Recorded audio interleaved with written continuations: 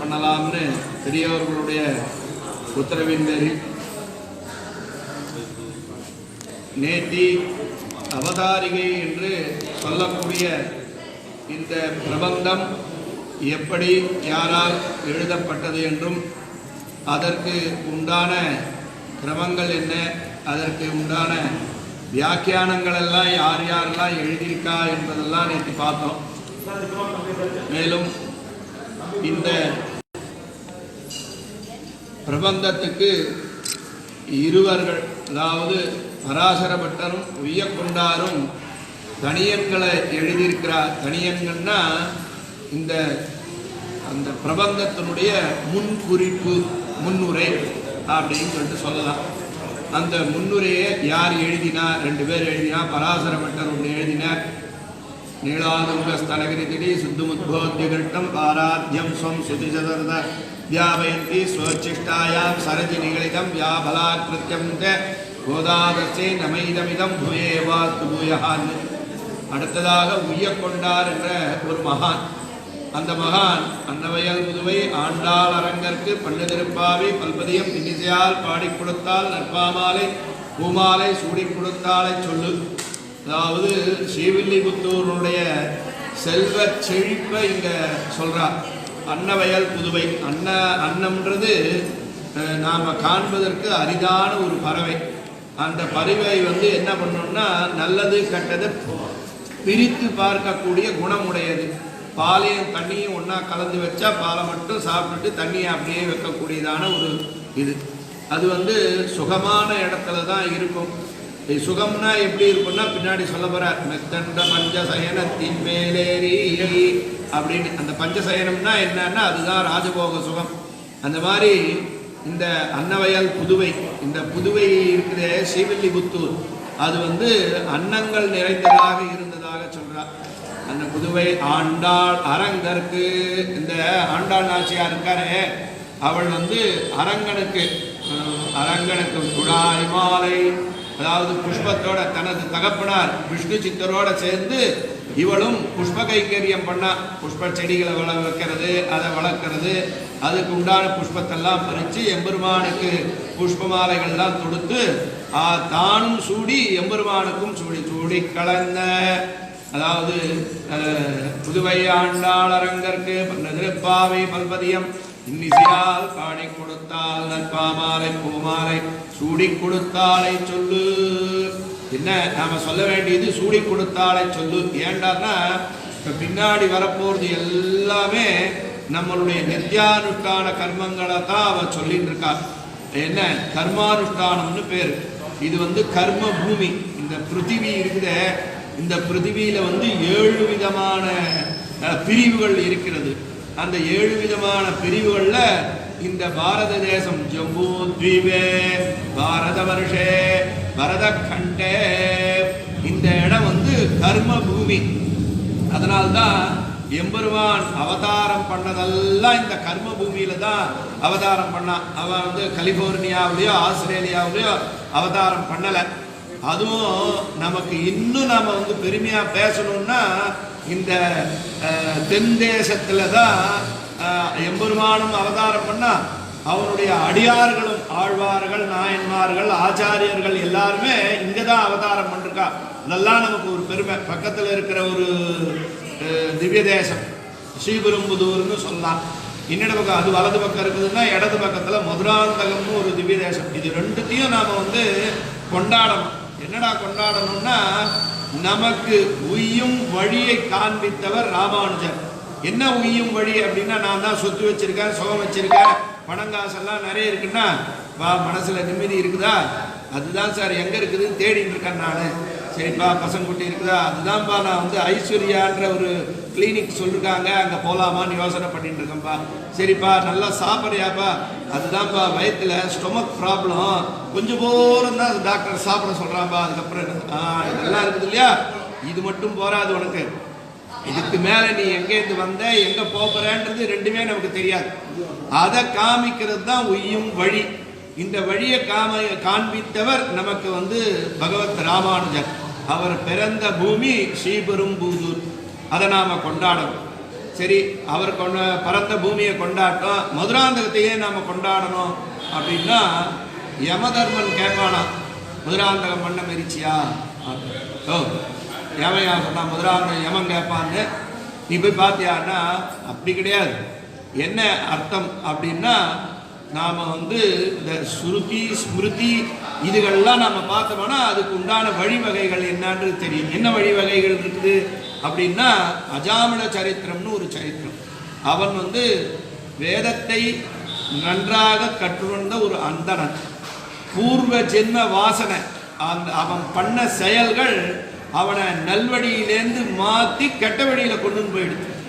அதனால் அவன் என்ன பண்ணான், தப்பு மேலே வேதத்தை படிச்சிருந்தாலும் வேதத்தை தினம் சொல்லியிருந்தாலும் எம்பெருமானையெல்லாம் தினம் பாடி பறை கொண்டு இருந்திருந்தாலும் அவனுடைய பூர்வ ஜென்ம வாசனையானது நல்ல வழியிலேருந்து கெட்ட வழியில் அவனை ஆசின் போயிடுது. அதனால் என்ன பண்ணான், துர்மார்கனாக போய்விட்டான். சொல்ல நல்ல மனுஷன் எப்படி போயிட்டார் பார்ப்பா அப்படின்னு நம்ம சொல்லுவோம்.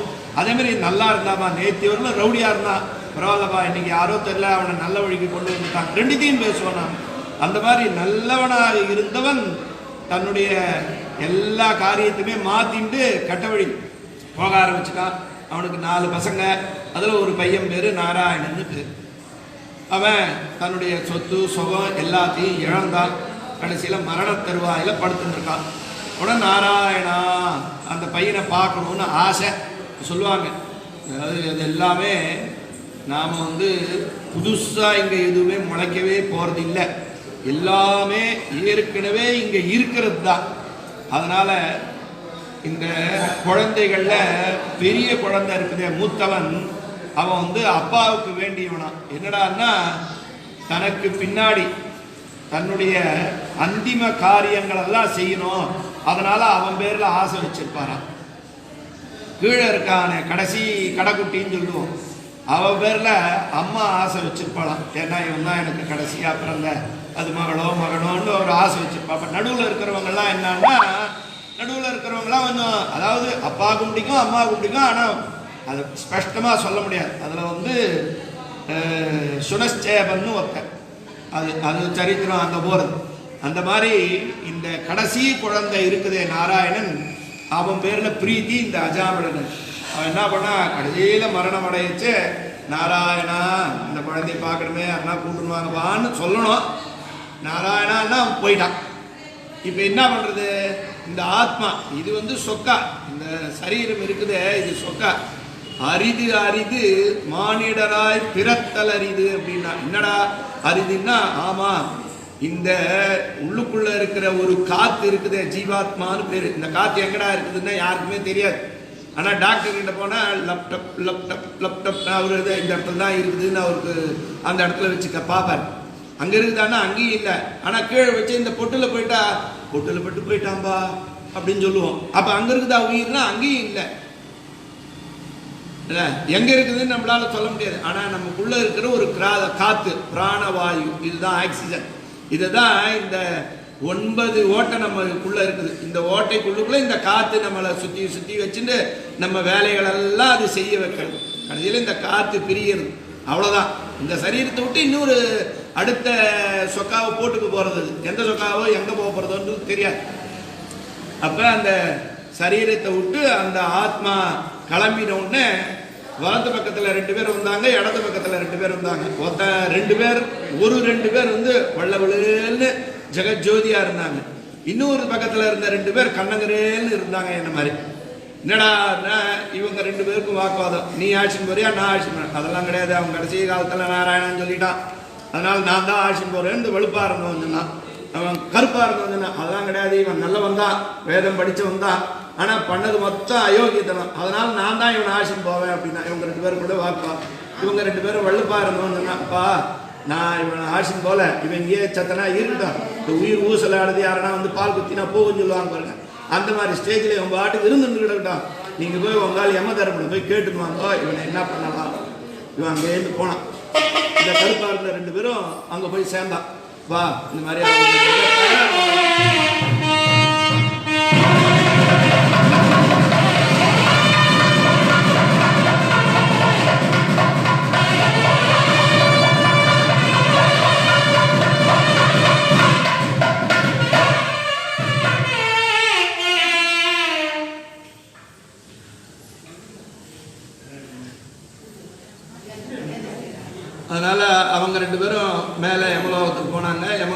கேட்குறேன், 2 பேர் வந்திருக்காங்க விளன்னு, அவங்க தான் நான் ஆட்சின்னு போவாங்க. சரி என்ன சொன்னாங்க அப்படின்னா, அவன் செத்து போக சரி நாராயணா சொல்லிட்டானா, அதனால் நான் தான் ஆட்சி போனேன். அப்போ யமதர்மன் 32 விதமான கோடுகளை ஐடென்டிஃபை பண்ணி காமிக்கிறார்.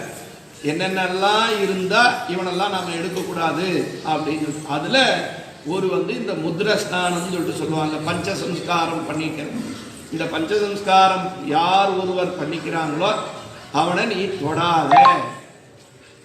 அதாவது வேதம் படித்தவர்கள், சாஸ்திரம் அறிஞ்சவர்கள், பகவானை தினம் தரிசனம் பண்ணுறவர்கள், அவனுடைய பிரசாதத்தை சாப்பிட்றவர்கள், இப்படின்னு எல்லாத்தையும் சொல்லிகிட்டே வரைச்சா இந்த முத்திர ஸ்நானம் வாங்கிட்டவங்க, சரணாகதி அடைஞ்சவங்க, இன்னும் நிறைய காரியங்கள்லாம் சொல்லிகிட்டே வரைச்சா அதில் ஒரு இது பஞ்சசம்ஸ்காரமானவர்களை நீங்கள்லாம் கிட்டையே போகாதீங்க. அவங்க விஷ்ணு லோகத்துக்கு அவங்க போயிடுவாங்க, யமலோகத்துக்கு வரமாட்டாங்க. அவங்களுடைய பாவெல்லாம் இந்த முத்திர ஸ்நானம் பண்ணிக்கிறதுனால கழிஞ்சு போகிறது. அதனால அவங்களுக்கு நாம் எதுவும் அவங்கக்கிட்ட போவானான்னு சொல்கிறான்.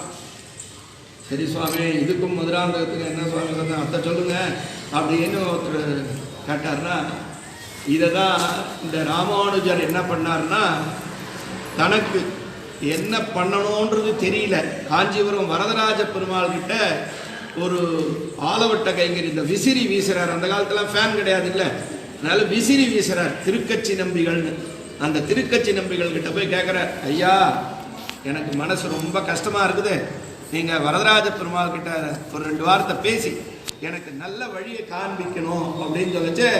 அந்த வரதராஜ பெருமாள் 6 விதமான உத்தரவுகளை ராமானுஜருக்கு கொடுக்கிறார். நானே தெய்வம், அப்புறம் இந்த வேதத்துக்கு சீபாஷ்யம், அதாவது விளக்க உரை, அந்த மாதிரி என்ன எல்லா இடத்துலையும் என்ன சொல்லிட்டு போ இப்படின்னு சொல்லி வச்சு 6வது பெரிய நம்பிகள் என்கிற ஒரு ஆச்சாரியனை நீ ஆச்சாரியனாக அடைய வேண்டியது. இப்போ ராமானுஜருக்கு என்ன கொஞ்சம் சொல்லியாச்சு, பெரிய நம்பிகள்ன்ற ஒரு குருவை நீ போய் குருவா ஏற்றுக்கோவர அப்படின்னு சொல்றார். இவர் இங்கேருந்து போறார், ஸ்ரீரங்கத்தில் இருக்கார். அவருக்கு அங்கே ரங்கநாதர் மூலியமாக நீ ராமானுஜரை நம்மளுடைய வழியில கொண்டு வர வேண்டியதுன்னு சொல்லிட்டு சொல்றார். அவங்க 2 பேரும் மதுராந்தகத்தில் சந்திச்சு இந்த பஞ்சசம்ஸ்கார வைபவத்தை மதுராந்தகத்தில் செய்கிறாங்க. இது ஆவணி மாதம் சுக்லபக்ஷ பஞ்சமியில இந்த பஞ்சசம்ஸ்கார வைபவம் நடக்கிறது. இதுதான் ஏத்தம். அதனால்தான் நமக்கு உய்யும் வழியை காண்பித்தவர் ராமானுஜர். அந்தணர் முதல் அந்தியர் வரை எல்லாமே எம்பெருமானுடைய பாகவதாள்னு சொல்லிட்டு சொல்லுவார். அந்த முத்திர ஸ்நானம் பண்ணிக்கிறவாளெல்லாம் பாகவதான்னு சொல்லுவார். அது எல்லா ஜாதியிலையும் அது ஒரு காலத்தில் இல்லாது இருந்தது போல் இருக்குது. ஆனால் ராமானுஜர் என்னைக்கு இந்த கைங்கரியத்தை ஏத்துண்டாரோ அன்னிலேருந்து எல்லாருக்கும் இந்த சம்ஸ்காரத்தை பண்ணி இந்த மோட்சத்தை அனைத்து ஜீவர்களும் அடைய வேண்டியது என்று அந்த பஞ்சசம்ஸ்காரத்தை நமக்கு காண்பிச்சு கொடுத்தவர் அந்த பகவத் ராமானுஜர். ஆக இந்த ஸ்ரீபெரும்புதூர் 2 பேரையும் நாம கண்டிப்பாக போய் சமயம் கிடைக்கச்சே சேவிங்க. அந்த மாதிரி சரி, இன்னும் பல விஷயங்கள்ல நாம நிறைய பார்த்துட்டே இருப்போம். அந்த மாதிரி இந்த திருப்பாவைக்கு பிரதானமானது இந்த சரணாகதி தான். அதுவும் கலவு நாம சங்கீர்த்தனாத்து அப்படின்னு சொல்லிட்டு சொல்றது. கலவுனா இந்த கலியுகத்துல நாம சங்கீர்த்தனம் தான் பிரதானம் அப்படின்னு சொல்றாங்க. ஏன் சுவாமி நான் தபஸ் பண்றேன் சுவாமி, தபஸ் பண்ணு சுவாமி, நான் யஜ்யம் பண்றேன் சுவாமி, யஜ்யம் பண்ணு, அடியேன் பகவத் ஆராதனத்துக்கு உண்டானதெல்லாம் நான் பண்றேன் பண்ணு, என்னால எதுவுமே பண்ண முடியாது, நான் என்ன பண்றது, மூலையில் உட்காந்துக்கோ, கண்ணை திறந்தாலும் தர, கண்ணை மூடினாலும் மூடிக்கோ, கிருஷ்ணாராமா கோவிந்தான்னு கோண சொன்னா கோவிந்தா, நேர சொன்னா நாராயணா, நீ எப்படி சொன்னாலும் பகவான் நாமாவை நீ சொல்லியிருந்தாலே உனக்கு அது உனக்கு வேண்டியது எல்லாத்தையும் அது கொடுக்கும் அப்படின்னு சொல்லிட்டு சொல்கிறேன். அப்படி இருக்குச்சே நேத்தி நாம் இது வரலும் பார்த்தோம். இந்த ஞானப்பிரான்னு வராக பெருமானுடைய அவதாரத்தையும் பூமி பிராட்டி எப்படி நீலாதேவியாக அவதாரம் பண்ணலான்றதை இன்னைக்கு பார்க்கலான்னு சொல்லி சொன்னோம். அதாவது துவாரபாலகர்கள் எம்பெருமானுக்கு ஜெயன் விஜயன்னு 2 பேர். அவர்கள் எப்பயும் எம்பெருமானுடைய வைகுண்ட வாசலை காவல் காத்துட்டு இருப்பார். அங்கே பயமா சுவாமி ஏன் காவல் காக்கணும் அப்படின்னா அப்படி அர்த்தம் கிடையாது. பொதுவாக உள்ளுக்குள்ளே இருக்கிற அவர் கையை பாருங்க, இப்படி தான் இருக்கும், ஒரே ஒரு வரம் இப்படி தான் இருக்கும். என்னன்னா உள்ளுக்குள்ள ஒருத்தந்தான் இருக்கான், ஒரே ஒரு சிந்தனையாக தான் நீ இருக்கணும், எல்லாமே ஒன்று தான். அதுதான். அதனால் அதை நம்ம காண்பிக்கிறதுக்கோசரம் அந்த துவாரபாலகர்கள் அங்கே இருக்கா, அவ்வளோதான். நீ பாட்டு உள்ளுக்குள்ளே போய் உக்காண்டு வாசலில் 150 ரூபா செருப்பு விட்டுட்டு வந்துட்டேன், வண்டியில் வந்து பேக் வச்சுட்டு வந்துட்டேன், வீட்டில் ஏதோ சாமான் வாங்கிட்டு வர சொன்னாங்க, அதெல்லாம் இங்கே விடாத. எல்லாம் செருப்பை நீ எப்போ கைட்டி வச்சுட்டியோ வாசலில், உன்னுடைய மனசில் இருக்கிறத மொத்தத்தையும் கைட்டி அப்படியே பக்கத்தில் வச்சுடு, எடுத்துக்காது. உள்ளுக்குள்ளே வந்துட்டியானா ஒன்லி பகவான் நாமாவதான். அதுக்கு தான் அந்த வாயில் காப்பான் ஒரே ஒரு சிந்தனை, ஏக சிந்தனையாக நீ உள்ளுக்குள்ளே வரணும், அதே சிந்தனையாகவே நீ இருக்கணுன்றதுக்கோசரம் தான் நமக்கு அதை காமிக்கிறான். எல்லாமே பூர்வ ஜென்ம வாசனை தான். பூர்வ ஜென்ம வாசனைன்னா இன்னைக்கு அடியே நீ இந்த இடத்துல உட்காந்துருக்கேன், நேற்று எங்கே உட்காந்தேன்னு எனக்கு தெரியாது, நாளைக்கு எந்த ஊரில் உட்காந்துருக்க போகிறேன்றதும் எனக்கு தெரியாது, எல்லாம் அவனுடைய அனுகிரகம்.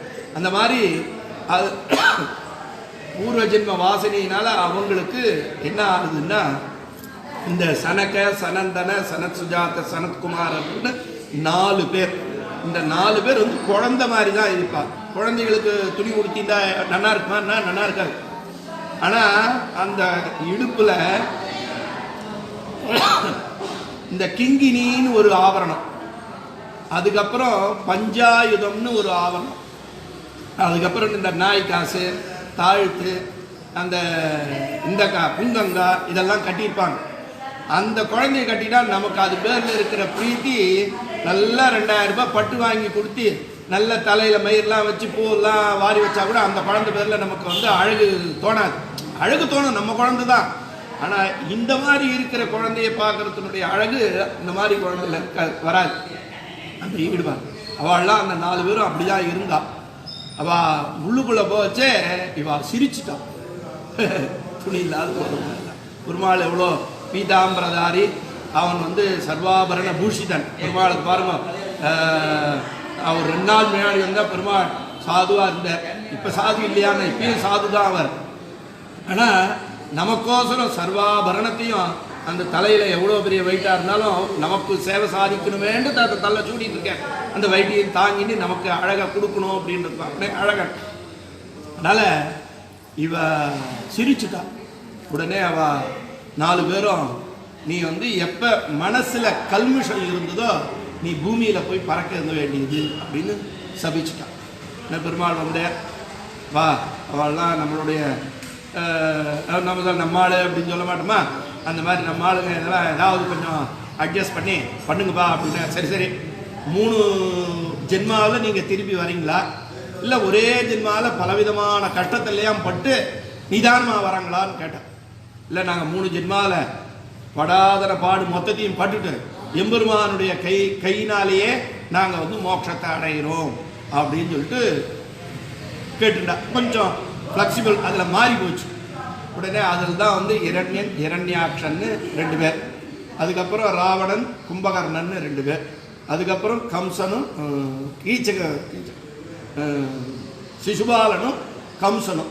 ஆக ஒவ்வொரு இதில் அந்த மாறி மாறி பிறந்து எம்பெருமானை பற்றி தூஷணை பண்ணி எம்பெருமானுடைய கையாலேயே அவர்கள் திருப்பியும் வைகுண்டத்துக்கு வரா மாதிரி அந்த சாபத்தினுடைய விளைவு மாறும்.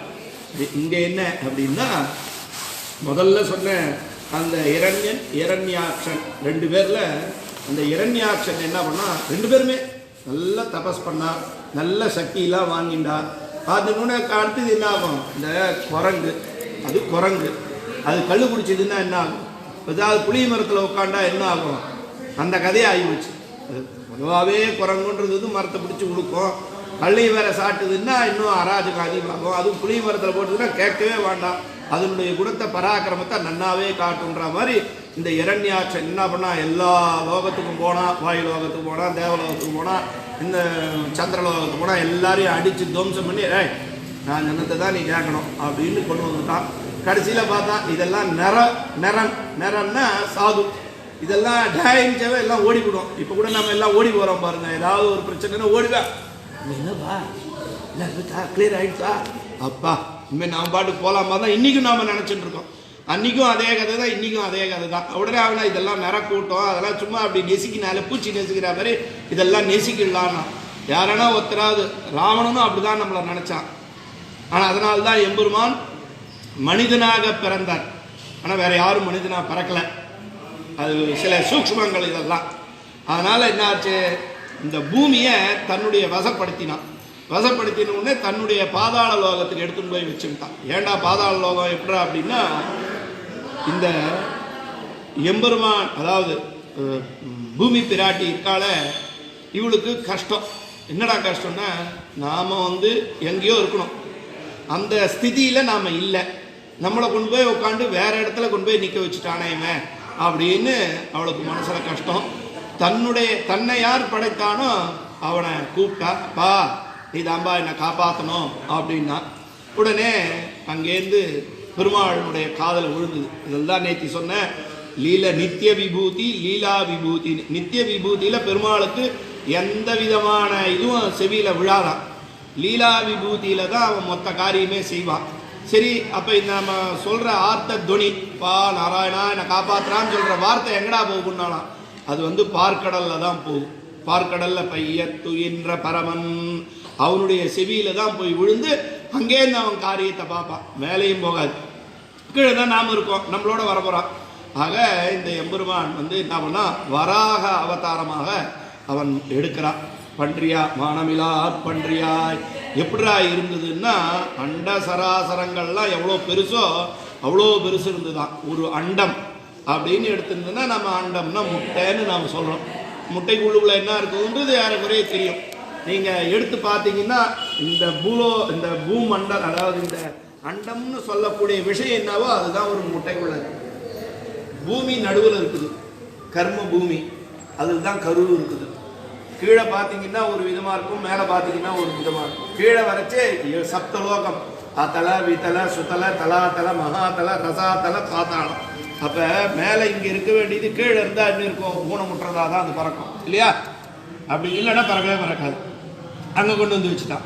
சரி, இதுக்கு மேலே என்ன இருக்குதுன்னா, பூஹு புவஹா சுவஹா மகா ஜனஹா தபஹா சத்தியலோகம் பிரம்மலோகம் வரலும் இருக்குது. இது ஒரு அண்டம்னு பேர். இந்த அண்டம் ஒரு முட்டை. இந்த மாதிரி பலவிதமான லோகங்கள் இருக்குதான். எப்படா நமக்கு தெரியும் அப்படின்னா, இன்னைக்கு சயின்டிஸ்ட் சொல்றா 2வது சூரியன் இருக்கு சார் அங்கே எங்கேயோ சொல்றானா இல்லையா? 2வது வியாழன் இருக்கா மாதிரி தெரியுது எங்கேயோ அப்படின்றான். எங்கேயோ ராக்கெட் விடுறான், அவன் பாட்டுக்கு போறது. நம்ம அன்னைக்கே சொல்றோம், அண்டரண்ட பகிரண்டத்து ஒரு மால் வரை 7 மால் வரை, இந்த மாதிரி பல கோடி அண்டம் இருக்குதான். அதை என்ன பண்ணார் இந்த வராகனைனா, அவ்வளோ பெரிய உருவம் எடுத்துனாரா. எவ்வளோ அண்டம் இருந்ததோ அதுக்கு தகுந்த மாதிரி. ஏன்னா ஒசக்க இருந்தால் தான் கீழே இருக்குதா தெரியும். மேலே அவருடைய கண்ட்ரோல், கீழே தான் இப்போ அவர் பார்க்கணும். இப்போ மேலே வசந்தா தானே கீழே என்ன இருக்குதுன்னு பார்க்க முடியும். அதனால் கீழே பார்த்தாருன்னா இந்த பாதாளத்தில் அந்த பூமி இருந்துதான். இவர் அதை உத்தாரணம் பண்ணார். உத்தாரணம்னா தன்னுடைய அந்த 2 கொம்பு இருக்கும், ஸ்வேதவராகம்னு பேர். சாதாரண நாட்டு பண்ணியெல்லாம் கிடையாது. இந்த காட்டு பண்ணியெல்லாம் பார்த்தீங்கன்னா 2 பல்லு இப்படி கோரப்பல்லு மாதிரி வெளியில் நல்லா நீட்டின்னு இருக்கும். அதுதான் வராகம்ன்றது, அதுதான் ஸ்வேத வராகம், விழுப்பான வராகம். அப்போ என்ன பண்ணார், அவர் பூமியை அந்த அண்டத்தை பிளந்துண்டு உள்ளுக்குள்ளே போய் அந்த பூமியை எடுத்துன்னு வந்து தன்னுடைய ஸ்திதியில் கொண்டு வந்து வச்சுட்டார். இப்போ என்னம்மா நீ கூப்பிட்ட, நான் வந்துட்டேன், எல்லாம் சரியாக போச்சா அப்படின்னு சொல்லிட்டு கேட்டாராம் பெருமாள். அப்போ பூமி பிராட்டி சொன்னாலாம், அகம் சிஷ்யாச்ச தாசீச்ச பாரியாச்ச தொய் மாதவா. மாதவா, நான் உனக்கு என்னன்னா சிஷ்யா இருக்கேன். சிஷ்யன்னா அவருடைய வாத்தியார், குரு சிஷ்யன்னு சொல்கிறவன் மாணக்கராக இருக்கிறேன். தாசியா இருக்கேன். தாசின்னா செய்யலன்னா சரி செய்கிறேன், அவ்வளோதான், அதுக்கு மேலே கேள்வியே கிடையாது. பாரியாச்ச, உனக்கு மனைவியாகவும் இருக்க. துய் மாதவ, மாதவா உனக்கு நான் மாணவனாகவும் மாணவியாகவும் இருக்க, உனக்கு பக்தியாகவும் இருக்க, உன்னை விவாகம் செய்யக்கூடியவளான ஒரு மனைவியாகவும் நான் உனக்கு இருக்கேன். நீ என்ன பண்ணு, மத்கிருதே சர்வபூதானாம் உபாயம் லகுபாயம் வத பிரபோ அப்படின்னு. அப்பா நீ என்ன நான் கூப்பிட்டேன், நீ வந்துட்ட. ஏன்னா நான் உனக்கு மனைவியாக இருக்க காரணத்தினால நீ வந்துட்ட, என்னை வந்து என்னுடைய ஸ்திதியில் உட்கார வச்சுட்ட. என்னுடைய அந்த பூமண்டலத்தில் இருக்கக்கூடிய ஜீவராசிகள்லாம் கஷ்டப்பட்டுருக்குது. காத்தால 6 மணிக்கு எழுந்ததுன்னா 8 மணி வரலாம் அல்லாடின்றது. அது சாப்பிடுதா சாப்பிடலையா, டிஃபன் பாக்ஸில் எவ்வளோ வச்சோம், அது வயத்துக்கு போருமா போறாதா, ட்ரெயின் விட்டுடுவோமா விடமாட்டுமா, பஸ் வருமா வராதா தெரியுது, குடு குடு குடு குடுன்னு ஓடுறது. திருப்பி ராத்திரி ஆச்சுன்னா ஐயோ பையன் பள்ளிக்கூடத்துலேருந்து வந்திருப்பானே, அவன் சாப்பிட்டானா இல்லையா, ஸ்நாக்ஸ் வச்சேன் டப்பாவில் எடுத்துட்டானா இல்லையா, டிவி பார்த்துட்டு இருக்கானா, ஹோம் ஒர்க் பண்ணானா என்னன்னே தெரியாது. அங்கே அதே மாதிரி ஒரு வண்டியில் ஓடி வந்து வீட்டில் வந்து அடைஞ்சு விட, காலையில் போட்ட துணி அப்படியே இருக்குது, பெட்டில் போட்டது இது அப்படியே இருக்குது, எல்லாத்தையும் போட்டு உன்னை நினைக்கிறதுக்கு அவளுக்கெல்லாம் டைமே கிடைக்கல. அதனால் அவளுக்கு லகுவான உபாயம், அவளும் என்ன மாதிரி உன்னுடைய அனுகிரகத்தை பெறணும். அப்போ நீ வந்து ஏதாவது சொல்லு அப்படின்னு சொல்லிட்டு நமக்காசரம் பூமி பிராட்டி வந்து அங்கே வந்து பிரார்த்தனை பண்ணி எம்பெருமான் கிட்ட கேட்குறா. நம்ம கூட சொல்லுவான், சார் நம்ம நண்பர் அதான் பார்த்து செய்யுங்க சார், ரொம்ப கஷ்டப்படுறார். இந்த கவர்மெண்ட் வீடு ஒன்று இருக்குதா. நேற்று கூட ஒரு டிவியில் ஒரு செய்தி பார்த்தேன். இந்த மதுரையில் கலெக்டர் ஆஃபீஸில் ஒரு அம்மா வாசலில் உட்காந்துருக்காங்க. ஒரு கலெக்டர் வரார், என்னம்மா நீங்கள் உட்காந்துருக்க அப்படின்னா, ஒன்றும் இல்லைங்க ஐயா, வீட்டு வாடகை கொடுத்துருந்தேன், அவங்க வீட்டை விட்டு காலி பண்ணிட்டாங்க, காலியும் பண்ணிட்டேன், அந்த அட்வான்ஸ் பணத்தை எனக்கு கொடுக்கவே மாட்டேன்றாங்க, எவ்வளோ நாள் ஆச்சுமா, 2 வருஷம் ஆச்சுங்க ஐயா. சரிங்கண்ணார். அவர் உடனே அவங்கக்கிட்ட இந்த மனுவெல்லாம் வாங்கிட்டார். கலெக்டர் பேர் ஏதோ பேர். உடனே மதுரை கலெக்டர் உடனே என்ன பண்ணாங்க, அந்த அம்மா வயசான எப்படி ஒரு 70-80 வயசுக்கு இருக்கும், அவரை தன் கார்லேயே ஏற்றி உட்கார வச்சாங்க. அந்த காரில் ஆட்சி போய் அவங்க வீடு எங்கே இருந்தோ வீட்டில் உட்காந்து வீட்டுக்காரன் அலறி அடிச்சுன்னு வணக்கம் சார், வணக்கம் சார், நான் கொடுத்துறேன் சார், நான் கொடுத்துறேன் சார். அப்போ சிபாரிசு வரதா இல்லையா? என்ன கலெக்டரே வந்துட்டாருன்னா போலீஸ் வருது, பா என்னப்பா ஆச்சு, உங்கள் பிரச்சனை இல்லை, என்ன வீட்டில் குடியிருந்தவங்களை இந்த மாதிரி பண்ணிட்டியா, அட்வான்ஸை திருப்பி கொடுக்கியா அப்படின்னு போலீஸ், இல்லைங்க இல்லைங்க இல்லை ஐயா கொடுத்துருங்கய்யா அப்படின்ற மாதிரி நமக்காக இந்த ஜீவாத்மாக்கள்லாம் பாடுபடுறது. என்னத்தை சேர்க்க போகிறோன்னு தெரியாத, பேங்க்கில் ஒரு 10 லட்சம் ரூபாய் டெபாசிட்டு, வீட்டில் ஒரு 150 சவரன் நகை, அதையும் நம்ம போட்டுக்கிறது கிடையாது, பணத்தையும் நாம் வந்து சுகிக்கிறது கிடையாது. ஆனால் எல்லாத்தையும் வச்சுட்டு இருக்கோம்.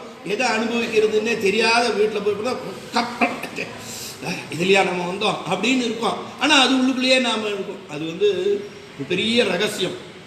நம்மாழ்வார்கிட்ட அவர் வந்து பறந்த உடனேவே மரத்தில் ஏறி உட்காந்துட்டார், பேசவே இல்லை, யாரு கூடயுமே பேசல. 16 வருட காலம் ஒரு அந்தனர். அவர் தீர்த்த யாத்திரை இப்படி போயிருக்கார் நார்த்தில்.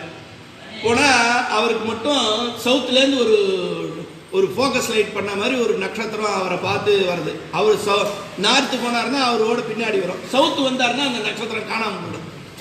இது என்னடா அது, நமக்கு உண்டான செய்தியா இல்லை வேற ஏதாவதா அப்படின்னு சொல்லிட்டு அவர் பேர் மதுரகவின்னு பேர், மதுரகவி ஆழ்வார். சரி சவுத்துக்கே போவோம், அது நமக்கு அது ஏதோ காமிக்கிறது அப்படின்னு சொல்லிட்டு நேராக வந்தார். திருநெல்வேலிக்கு வந்தார். அது வந்து அவரை வந்து ஆழ்வார் திருநெல்வேலியில் கொண்டு போய் இந்த ஸ்டார் அவளை ஆழ்வார் திருநெல்வேலியில் கொண்டு போய் விட்டுரு. அவர் ஒருத்தராக விசாரிக்கிறார், இந்த ஊரில் என்னப்பா விசாரிக்கிறாங்க, ஆதிப்பிரான் ரொம்ப விசேஷம், ரொம்ப இது அவ்வளோ பவர்ஃபுல் அப்படி இப்படின்னு சொன்னாங்க. அப்புறம் ஒருத்தர் சொன்னாங்க, இல்லை ஒரு குழந்தை ஒன்று 16 வருஷமா புளிய மரத்து பொந்தில் உட்காந்துருக்குது, பேசலை, சாப்பிடல, பாத்ரூம் போகிறதெல்லாம் என்ன கலிஜியா அங்கே அப்படியே இருக்குது அப்படின்னு. அப்படியா போனார், அந்த புளிய மரத்தை பார்க்குறார், விழுந்து நமஸ்காரம் பண்ணுறார். அது யாரு என்ன எதுவுமே தெரியாது, இவர் அந்தனர். விழுந்து நமஸ்காரம் பண்ணுறார். சரி இதுக்கிட்ட ஏதோ பவர் இருக்குது போல் இருக்குது, நாமளும் கொஞ்சம் சார்ஜ் பண்ணிக்கலாம் அப்படின்னு சொல்லிட்டு போய் விழுந்தார், சேவிச்சார். அது கண்ணை திறந்து இவெல்லாம் போடா பொக்கா அப்படின்ட்டு வாங்கி உடனே ஒரு கல்லை எடுத்து போட்டார் அந்த புளிய மரத்தில். போட்ட உடனே அது கண்ணை திறந்து பார்த்து தான் இவர் கேட்குற கேள்வி, சிறியதின் வயிற்றில் பெரியது பிறந்தால் ஏத்தை தின்னி எங்கே கிடக்கும் அப்படின்னார். ஒரே ஒன்லைன் வேர்டு. நாம் வந்து 5 மார்க்கு கொஸ்டின் கேட்டால் ஒரே மார்க்லேயே 20 மார்க்கு ஆன்சரை எழுதி தப்புன்னு கண்ண முடிஞ்சிட்டார். அத்தை தின்னு அங்கேயே கிடக்கும் போயிட்டார் அப்படின்ட்டார். அத்தை தின்னு அங்கேயே கிடக்கும். இதுதான் தத்தால என்ன செய்யறதுன்னு தெரியாது ஓடின்னு இருக்கோம், சம்பாதிக்கிறோம், பேங்கில் போடுறோம், என்ன பண்ணுறதுன்னு தெரியாத உட்காந்து இங்கேயே புனரப்பி ஜனனம் புனரப்பி மரணம் இங்கேயே சுற்றின்னு இருக்கோம். இதை தான் அவர் கேட்டார். சிறியதுன்றது வந்து இந்த சரீரம், பெரியதுன்றது வந்து இந்த ஆத்மா.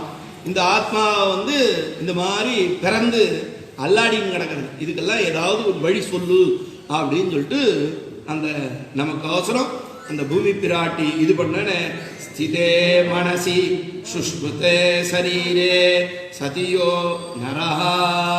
அந்த நரன்றவன் இந்த மாதிரி அல்லாடின்னு இருக்கான். சரி, தது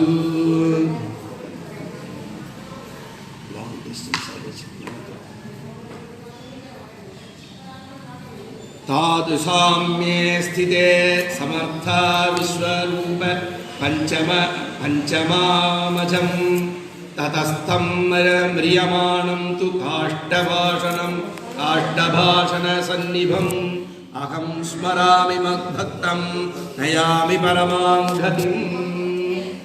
ஏன் நான் இதை இவ்வளோ தூரம் விஸ்தாரமாக சொல்கிறேன்னா, திருப்பாவை உங்களுக்கு சுலபமாயிடும். திருப்பாவை ரொம்ப எளிமை தான், ஒன்றும் பெரிய இது கிடையாது. ஆனால் அது அவதாரம் பண்ணதனுடைய விசேஷங்களை நாம் தெரிஞ்சுக்கணுன்றதுக்கோசம்னா கொஞ்சம் இதுவாக சொல்லும். அவர் என்ன சொல்கிறார், அகம் ஸ்மராமி மத் பக்தா நயாமி பரமாம் கதி. ஒன்றும் பண்ணாத, என்னை எப்பயும் தியானம் பண்ண சொல்லு, அவனுக்கு என்ன வேணுமோ மொத்தத்தையும் நான் கொடுக்குறேன் அப்படின்னு சொல்லிட்டு. இது வராக சர்ம ஸ்லோகம்னு ரொம்ப விசேஷமான ஸ்லோகம். சர்ம ஸ்லோகம்ன்றது 3 விதமான சர்ம ஸ்லோகம். கடற்கரை வார்த்தை, தேர்தட்டு வார்த்தை அப்படின்னு இன்னும் 2 சர்ம ஸ்லோகம். அது கடற்கரை வார்த்தைன்றது ராமன் சொன்னது, தேர்தட்டு வார்த்தைன்றது கிருஷ்ண பகவான் சொன்னது. ராமன் சொல்றார், சகரதேவ பிரபன்னாய தவாஸ்மீதி ச யாச்சதே அபயம் சர்வபூதேபியः ததாம்யேதத் விரதம் மம. கடற்கரையில் ராமன் உட்கார்ந்துருக்கார். வானரங்கள் சைன்யங்கள், அந்த சுக்ரீவன், ஹனுமான், ஜாம்பவான், இன்னும் அங்கதன் எல்லாரும் உட்காந்து ஒரு ஆலோசனை. லங்கைக்கு போகணும், மேல் கொண்டு காரியங்கள்லாம் நடக்கணும் அப்படின்னு வரைச்சு திடீர்னு விபீஷணன் வரார். விபீஷன் வந்தவுடனே அவர் மேலேயே வரார். அவர் அசுரர்கள்னால அவளுக்கு மேலே பறக்கிறதுக்கு உண்டான சக்தி வந்தவுடனே சுக்ரீவன் எழுந்து குதிக்கிறான். அதெல்லாம் கிடையாது, அவனை சேர்க்கவே சேர்க்காது. ஒரு கூட்டத்து உள்ளுக்குள்ளே வந்தால் யாருமே சட்டுன்னு சேர்த்துக்க மாட்டோம். சொல்லுவான், பட்டியில் மாடு உள்ளுக்குள்ளே வந்ததுன்னு புதுசாக ஒரு மாடு வந்தால் 2 வாய் மூடிட்டு இருந்ததுன்னா பட்டியாக இருக்கும். இல்லைன்னு வச்சுக்கோ, ஏதாவது ஒன்று தலையாட்டிட்டுன்னா அதுதான் அங்கே நாட்டாங்க. அது உள்ளுக்குள்ளே இருந்தது தலையாட்டினாலும் இது அதுக்கு அடங்கி போகணும். இல்லை இது தலையாட்டிட்டுன்னா இதுக்கு அங்கே இருக்கிறது மொத்தத்தையும் அடங்கி போகணும். இது ஒரு கிராமாந்திரத்தோட பட்டியில் மாடு தலையை அசைக்கக்கூடாது. ஏதாவது உள்ளுக்குள்ளே வந்ததுன்னா அந்த மாதிரி இந்த சுக்ரீவன் குதிக்கிறான். அவனை சேர்க்கக்கூடாது, அவன் எதிரியுடைய தம்பி, அவனெல்லாம் போய் நீ சேர்த்துன்னு சும்மா இருக்கா. எவன் ஒருவன் அபயம்னு என்கிட்ட வந்துட்டானோ, அது ராவணனா இருந்தாலும் நான் அவனை காப்பாற்றுவேன் அப்படின்னு சொல்றேன். அது உண்மையான வார்த்தை. பின்னாடி கேட்குறான், சரி ராவணனே உங்ககிட்ட வந்துட்டான்னா சுக்ரீவனுக்கு நீ சக்கியம் பண்ணி கொடுத்தது என்ன ஆகும்? என்ன நின்று போய் நாளை வான்னு சொல்லச்சு என்ன ஆகும் அப்படின்னு சொல்லிட்டு கேட்டா, அதெல்லாம் ஒன்றுமே கிடையாது. விபீஷணனுக்கு லங்கையை கொடுத்துருவேன், ராவணன் வந்தான்னா அயோத்தியை கொடுத்துட்டு போகிறேன். என்னை நம்பி வந்தவன் தானே, என் இடம் நான் கொடுத்துட்டு போகிறேன், இதுக்கு என்ன உனக்கு என்ன கசக்க போகிறது அந்த மாதிரி. அடுத்தது இந்த தேர்தட்டு வார்த்தை. இந்த சாரதி 2 யுத்த காலத்தில் என்னோட பக்கம் 11 விதமான அக்ஷோணி சேனை, இன்னொரு பக்கம் 6 சில்லறையும் உண்டான சேனை, மொத்தம் சேர்த்து 18 அக்ஷோணி சேனை. நடுவில் தேர் போய் நிற்கிறது. அர்ஜுனன் சொல்கிறாப்பா, சித்தப்பா, பெரியப்பா, மாமா, மச்சான், கூட இருந்தவன் எல்லாரும் சேர்ந்து பாசிபிள் அப்படின்னு, அவன் பாசிபிள் அப்படின்றான். என்ன நீ அடிச்சுட்டான எல்லாம் எங்கிட்ட இருக்குதுடா, நீ என்னத்துக்கு ரொம்ப இம்பாசிபிள்னு பெருச்சாருன்னு சொல்லிட்டு வா அப்படின்னு சொல்லிட்டு அங்கே தான் பகவத்கீதை, பக்தி யோகம், ஞான யோகம், கர்மயோகத்தை மண்டையில் களிமண் ஒன்றும் தெரியாது. நான் தேர்தல் ஏறி உட்காந்துக்கிறேன், நீ அடுறான்னா நான் அடிக்கிறேன், அது தவிர எனக்கு எதுவுமே தெரியாது அப்படின்னு சொல்லிட்டு சொல்லச்சேதான் கிருஷ்ணன் சொல்றார், சர்வதர்மான் பரித்யஜ்ய மாம் ஏகம் சரணம் வ்ரஜ அஹம் த்வா சர்வ பாபேப்யோ மோக்ஷயிஷ்யாமி மா சுசஹா. நீ கவலைப்படாத, எல்லாரையும் என்னுடைய பாஞ்சஜன்யம்ன்ற சங்குனால பாதி இது அவ பிராணம் போயிடுத்து. நீ இந்த காண்டீபோன்ற வில்லு நான் கொடுத்தது தான், அது பின்னாடி காண்டீபமே அர்ஜுனனுக்கு தலைச்சுமையாகிவிட்டது என்று பின்னாடி சொல்ல போறா. என்ன ஆயிடுத்த நீ அந்த வில்லில் நானை ஏற்றி மொத்த பேரையும் அடிச்சேன்னா அவங்க பொட்டுன்னு கீழே சும்மா அப்படி தொட்டவுடனே கீழே விடுற மாதிரி விழுந்துருவாங்க. அவ்வளோதான். அதை சொல்கிறேன். சர்வ தர்மான் பரித்யஜ்ய மாமேகம், என்ன ஒருவனையே. இவ்வளோ தர்மங்கள் இருக்குது. காலையில் எழுந்துக்குச்சு கண்ணை திறக்கிறதுக்கு முன்னாடி கையை ரெண்டுத்தையும் தேய்ச்சிட்டு ஹரே ஹரே ஹரே ஹரே ஹரே ஹரே பின்னாடி சொல்ல போறா. அந்த மாதிரி சொல்லி ராத்திரி படுத்துக்கச்சே பூமி பிராட்டியே இத்தனை நாள் கூட நல்லா பிரித்து பல விதமான காரியங்கள்லாம் பண்ண என்னை பொறுத்துண்டு எனக்கு நல்ல சுகமாக எடுக்க வேண்டியது அப்படின்னு சொல்லிட்டு படுத்துனா அதுக்கு மேலே படுத்துக்கிறோம். அவ்வளோ தூரம் நமக்கு ரூல்ஸ் அண்ட் ரெகுலேஷன்லாம் இருக்குது. இது பூமி இந்த திருப்பாயம் மொத்தம் வரப்போகுது. ஆக இது மொத்தத்தையும் விட்டுட்டு என்ன ஒத்தனையே நீ சிந்தனை பண்ணிட்டியானா அகம் துவா நான் என்ன பண்ணுவேன் சர்வ பாபேபியோ, நீ என்ன காரியங்கள் பண்ணுறியோ, அதாவது 5ல் 2 பழுது இல்லைன்னு சொல்லிட்டு சொல்லுவாங்க.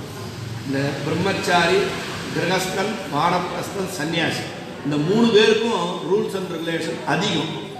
இப்போ கிரகஸ்தனுக்கு ரூல்ஸ் அண்ட் ரெகுலேஷன் கிடையாது. இவனுக்கு ரூல்ஸ் அண்ட் கொஞ்சம் ஃப்ளெக்சிபிள். என்னடான்னா கொண்டாடி இருப்பா கஷ்டப்படும் செப்பா போடும் வா வளர்ந்து விட்டீங்கப்பா எல்லாம் பண்ணாவே பத்துச்சுதான் அப்படி கொஞ்சம் இதே மற்றவனெல்லாம் ஸ்ட்ரிக்டாக சொல்றது உத தப்பு பண்ணியா உத அவ்வளோதான். அப்படிதான் சாஸ்திரங்கள் வந்து ரொம்ப கண்டிப்பாக சொல்லுது. அப்போ இவர் சொல்கிறேன் அபயம் அகம் துவா சர்வ பாபேபியோ. இதனால் வரக்கூடிய இந்த பாபம் சொல்கிறக்கூடிய தவறெல்லாம் பண்ணுறோம் இல்லையா, தவறு தான் பாபம். அதனால உனக்கு வரக்கூடிய கஷ்டத்தெல்லாம் நீ என்ன கிருஷ்ணா தெரியாது தப்பு பண்ணிட்டேன் நாராயணா ஏதோ தெரியாது சொல்லிட்டேன்டாப்பா நாராயணா வாசுதேவா ஏதோ பண்ணிட்டேன்பா பொறுத்துக்கோப்பா அவன் நல்லவன் தான் ஏதோ என்னுடைய ஆசை நான் அவனை வச்சுட்டேன்பா போயிச்சுக்காதுப்பா நாராயணா காப்பாத்துறாப்பா அப்படின்ட்டியானா அந்த சொன்னது மொத்தம் அவுட். உனக்கு நீ வந்து சுத்தமாக இருப்ப. அதை தான் சொல்கிறேன். சர்வபோ அகம்பா சர்வபாபேபியோ மோக்ஷிஷ்யாமி. உன்னுடைய அந்திம காலத்தில் என் பக்கத்தில் நான் உன்னை கூட்டு வச்சு உட்கார வச்சுட்டேன். இது தேர் திட்டுவார். அதுதான் அகம் ஸ்மராமி மத் பக்தானாம் நயாமி பரமாங்கதிம். அதனால என்னுடைய பக்தனாக இருந்து என்னை எப்பயுமே தியானம் பண்ணிட்டு இருக்காளோ அவனை எல்லாரையும் நான் காப்பாத்துறேன். அதனால நீ அவளுக்குலாம் எடுத்து சொல்ல வேண்டியதுன்னு சொல்லிட்டார்.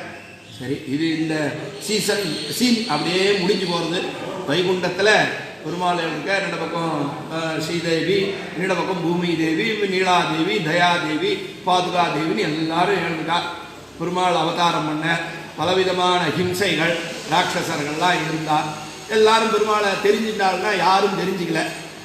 பெருமாள் யாரோ வந்தார், ராமன் வந்தார், கிருஷ்ணன் வந்தார், எல்லாத்தையுமே சரி பண்ணிட்டு போயிட்டாருன்னா தெரிஞ்சுட்டா. என்ன இவர் கேட்டாரா, ஆழ்வாராதிகள்லாம் என்னுடைய திருவாபரணங்கள் பஞ்சாயுதங்கள் ஆபரணங்கள்லாம் ஆழ்வாராதிகளாகவும் அவதாரம் பண்ணிட்டா நீங்கள் யாருன்னா போய் நம்ம பூமண்டலத்தில் கீதமான உபதேசங்களை பண்ணி ஜனங்களை திருத்தி கொண்டு வாங்களேன் அப்படின்னா.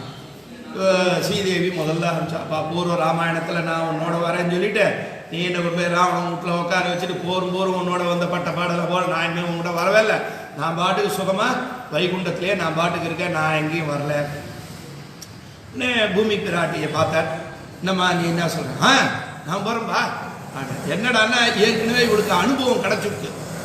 இரண்யாட்சன் வந்து கொண்டு போய் வச்சுட்டான், பெருமாள் வந்து காப்பாற்றினேன். அதாவது காப்பாற்றலைன்னா தான் நமக்கு கஷ்டம். பெருமாள் வந்து காப்பாற்றினேன். அப்போ நம்மளை காப்பாற்றிதே மற்றவாளும் காப்பாற்றுவான்ற ஒரு இது இருக்கிறியா, நெசசரி இருக்குது இல்லையா. அதனால அவளுக்கு வந்து தைரியம் வந்து நம்ம போனால் கூட நம்ம வீட்டுக்கார் பின்னாடியே பைக் எடுத்துன்னு வந்துவிட, எங்கே போனா இவ அப்படின்னு தேடிட்டு வந்துடுவார். இவர் ஒன்றும் பயப்பட வேண்டாம். அங்கேருந்து இவ வந்து இவர் வர. அதுதான் இந்த ஆண்டாள் பிறக்கக்கூடியதான இந்த கற்கடகே பூர்வபல் புண்ணியாம் துளசி காணனோத்பவாம் பாண்டிய விஸ்வம்பராம் கோதாம் வந்தே ஸ்ரீரங்கநாயகி அப்படின்னு இந்த ஆடி மாசத்துல பூர்வபல்குடின்ற நட்சத்திரத்துல இந்த விஷ்ணு சித்தரனுடைய நந்தவனத்துல துளசி காணனோத்பவாம், அந்த துளசி வனத்துல பூமி பிராட்டி எம்பெருமானுடைய பர்மிஷனோட அங்க வந்து இருந்தாள், பிறந்தாள் அப்படின்ட்டு இந்த ஆண்டாளுடைய பிறப்பு எப்படி ஏற்பட்டதுன்றத இப்போ நம்ம இது பண்ணோம் மேலே. சரி, இதுக்கப்புறம் அவ சொல்லணும் இல்லையா அந்த இதெல்லாம் எப்படின்னா ஸ்ருதி ஸ்மிருதிகள்லாம் சொல்றது மனோவாக்காயி 3 சுத்தமா இருந்தாதான் நீ எம்பெருமானை அடைய முடியும். மனசுன்னா மனசுல எப்பயும் பகவன் நாமாவத்தியம், நீ அதாவது பக்தி யோகம், ஞான யோகம், கர்ம யோகம். இது யோகம்ன்றது ஒரு செயல். அதனால நீ எப்ப பார்த்தாலும் மனசுல வேற எத்தையுமே சிந்தனை பண்ணக்கூடாது, பெருமாளை பத்தி தான் சிந்தனை பண்ணணும். அதுதான் மனசு. வாக்கு நாராயண நாராயண நாராயண நாராயண, சாதம் போடுமா நாராயண நாராயண, அதெல்லாம் இடவேல கூடாது. பசிக்கிறதுப்பா நாராயண நாராயண சொல்லக்கூடாது. நாராயண நாராயண அதை நீ எழுந்து போயிட்டேன்னா அந்த கண்டினியூட்டி அது விட்டு போயிடும். ஸோ அதுவும் அந்த மனசு வாக்கு காயம் செயல் செய்கிறோம். பெருமாளுக்கு புஷ்பம் தொடுக்கிறோம், நாராயணா கேசவா மாதவா இதோ வரம்பா அப்படின்னா அவரும் நான் வரம்பான்ட்டு போயிடுவார். ஸோ இதுவும் அது அப்போ 3மே முடிஞ்சு போச்சு. அப்போ என்ன பண்ணுறது அப்படின்னா இப்போதான் ஆண்டாள் தன்னுடைய திருப்பாவையில் சொல்கிறா, தூ மலர் தூவி தொழுது அப்படின்னு. வாசல்ல ஒரு அம்மா கடை போட்டிருந்தா, கடையில் புஷ்ப வியாபாரம் நடந்தது. அங்கேருந்து ஒருத்தர் வந்தார், என்னம்மா பூ அப்படின்னா, முழம் 10 ரூபாய் சாமி வியாபாரம். சரி ஒரு 2 முழம் கொடு. உள்ளுக்குள்ள ஒருத்தர் போகிறது செருப்பெல்லாம் கேட்டு, சார் வாங்க சார், இந்த எனக்கு ஆஃபீஸ்க்கு டைம் ஆகிடுச்சு, இந்த பூவை சுவாமிக்கு சாத்திடுவாங்க. அப்போ முதல்ல பிராட்டி இப்படி சொன்னான், தூமலர் தூவி தொழுது. அப்ப எம்பெருமானுக்கு புஷ்பம் சாத்தணுன்ற எண்ணம் உனக்கு உள்ளுக்குள்ள வந்துருது. தூமலர் தூவி தொழுது வாயினால் பாடி. பைக்ல ஆபீஸ்க்கு டைம் ஆயிடுது, அங்கேருந்து ஃப்ளையிங் கீஸ்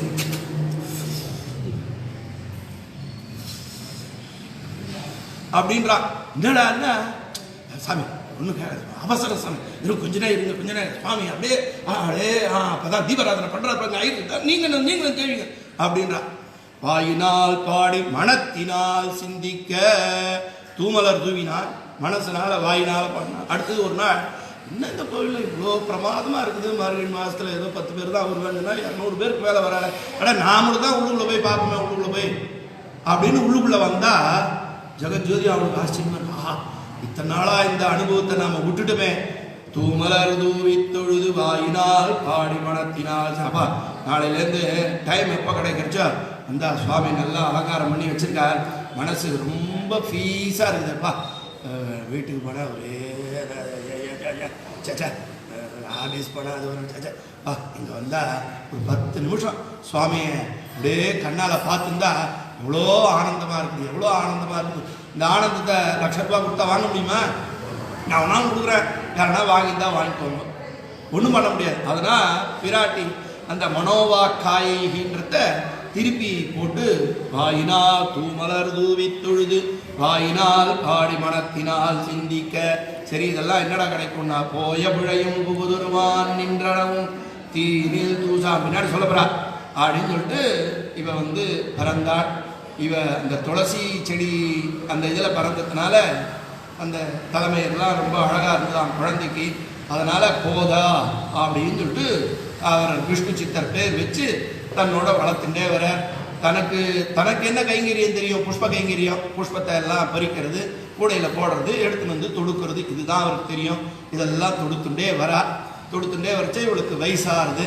வயசாகுதுன்னா அந்த யௌவன வயசு வரைச்சே இவருக்கு விஷ்ணு சித்தருக்கு மனசில், ஆஹா பொண்ணு மறந்துட்டா, நல்ல இடத்துல அவளுக்கு கைப்பிடிச்சு கொடுக்கணும் அப்படின்னு சொன்னால் இவர் என்ன பண்ண, நான் மானிடருக்கில்லால் வாழகின்றேன் அப்படின்ட்டா. அப்பா நீ பாட்டுக்கு போகிறவனெல்லாம் கை காமிக்காதுப்பா, பல காலமாக உள்ளுக்குள்ள படுத்துட்டு இருக்காங்க, அவனெல்லாம் நீ பாரு. எல்லாரும் 108 திவ்ய தேசத்தை எம்பெருமானையும் கொண்டு காமிச்சாராம். இது பாரு, இவர் திருவரங்கத்தான் ஆனந்த சேனன், இவர் பத்மநாப சுவாமி, இவர் பத்ரிகாசிரமத்தில் இருக்கார், இவர் திருவேங்கடமுடையார், நல்ல காசு அப்படின்னு காமிச்சால. சரி எல்லாத்தையும் அப்படியே வச்சு மனசில் ஒன்று இருக்கும், எல்லாருக்குமே மனசில் ஒன்று அப்படியே இருந்தாலாம். என்னடா அப்படின்னா, இந்த சிவபெருமான் பாகவதத்தில் இருக்கிறது, சிவபெருமானை அடைவதற்காக பார்வதி தேவி காத்தியாயினி விரதம்னு ஒரு விரதத்தை அனுஷ்டானம் பண்ண. அதை காத்தியாயினி விரதத்தை அனுஷ்டானம் பண்ணி பரமசிவனை கல்யாணம் பண்ண. அதே ரீதியில ருக்மிணி பிராட்டியும் இந்த காத்தியாயினி விரதத்தை அனுஷ்டானம் பண்ணி பண்ணிட்டு இருக்கா, கிருஷ்ணனை அடையணும்னு. ஆனால் கிருஷ்ணனை காட்டும் பெரியவர் ருக்மிணி தேவி. அவர் என்ன பண்ணாலும் கருத்மான கூட்டா, கருட பகவானை எல்லாத்தையும் எழுதினா, லெட்டர்லாம் எழுதினா, வா நீ சீக்கிரமாக துவாரைக்கு போக வேண்டியது, நான் வந்து காலையில் 4 to 6 இந்த வண்டியில் போய் அந்த காத்தியாயினி கோவிலில் போய் உட்காந்து இருப்பேன். அதுக்குள்ளே என்னை வர வேண்டியது டப்புன்னு அடிச்சிட வேண்டியது. சரி சரி சரி நல்லா பார்த்தா இவர் எடுத்து நூலை எடுத்துன்னு இவர் போயிட்டார். போனோடனே அங்கேருந்து ஓடி வரணும் இல்லையா, அதனால் அவரும் என்ன பண்ண சரிப்பா அப்படின்னு சொல்லிட்டு அங்கே வந்தார். கடைசியில் ருக்மி பிராட்டிய ஆலிங்க அதாவது பிரதிகிரகம் பண்ணிட்டார். ருக்மி ருக்மாங்க எல்லாரும் வந்தா எல்லாரோடைய சண்டை போட்டார். எல்லாம் பிராமணன். அதனால் என்ன பண்ணார், அவரெல்லாம் பஞ்சகுடி மீன் பேர் 5 இது வச்சு அவமானப்படுத்துறது, ரொம்ப அங்கஹீனமோ ஹதமோ பண்ணக்கூடாது. அதனால அவர் என்ன பண்ணார், கிருஷ்ணன் எல்லாம் மட்டும் கொஞ்சம் தூரம் கொண்டு போய் எங்கேயோ கொண்டு போய் விட்டுட்டு போடா பழிச்சு போடா அப்படின்னு சொல்லிட்டு விட்டுட்டு இவர் ஆட்சிட்டு அந்த விரதத்தை இவ எடுத்து பண்றா. எப்படி பண்றா அப்படின்னா, அவெல்லாம் பண்ணது காத்தியாயினியை வச்சு பிரதானமாச்சு. ஆனா இங்க இவளே பூமி பிராட்டி, இவளுக்கு ஏற்கனவே ஞானம் வந்துருத்து. அதனால என்ன பண்ணார், எம்பெருமானை உபாயமாகவும் அவனை அடைவதற்கு உபேயமாகவும் கிருஷ்ணனே எல்லாம். அப்ப அப்படியே அந்த சீனரி மொத்தத்தையும் அப்படியே அந்த சினிமாவில் மாத்துற மாதிரி டப்புன்னு மாத்திட்டா. என்ன, அந்த ஸ்ரீவில்லிபுத்தூர் மொத்தத்தையும் ஆயர்பாடியாக மாற்றிட்டா. தம் வயசு பெண்களை மொத்தத்தையும் கோபிகைகளாக நினச்சுட்டா. உள்ளுக்குள்ளே இருக்கிற வடபத்திரசாயியை கிருஷ்ணனாக பாவிச்சுட்டா. அந்த ஊர் நந்தகோகுலம் ஆயர்பாடியாக மாறி போச்சு. இப்போ இந்த மீதியெல்லாம் ஏற்கனவே இந்த விஷ்ணு சித்தருக்கு வந்து அனுபவம் அதிகம். யசோதையாக இருந்து தான் அவர் 450 பாசுரங்கள் பாடிருக்கார். என்ன வண்ணமாடங்கள் சூழ் திருக்கோட்டியோர் கண்ணன் கேசவன் எதிரத்தினில் என்னை சுண்ணம் எதிரெதிர்விட கண்ணன் மற்றும் கலந்தனராயிற்றே அப்படிங்கிற மாதிரி நிறைய பூச்சூடல் காப்பிடல் சென்னியோங்கு அதெல்லாம் பாடினதுனால இந்த அனுபவம் என்ன பண்ணா, யசோதையையும் நந்தகோபனும் தம் பக்கத்திலே இருக்கா மாதிரி அந்த பாவனை மொத்தத்தையும் எடுத்துட்டு இந்த யவனமும் இவளுக்கு இருக்குது. அதனால கிருஷ்ணனை அடைய வேண்டும் என்ற தாபத்தினால இந்த பாவை நோன்பு, பாவைன்னா பெண்கள் எல்லாருமா சேர்ந்துன்னு கிருஷ்ணனை அடைய. என்ன அங்க தாற்பயம்னா, ஏற்கனவே ராமாயணத்துல ராமன் வர காட்டுக்கு வர, அப்ப இந்த ரிஷிகள் ரிஷி பத்னிகள் அவருடைய குமாரர்கள்லாம் ராமனுடைய அழகுல மயங்கி உன்னை ஆலிங்கனம் பண்ணிக்கணும் அப்படின்னு சொல்லிச்சு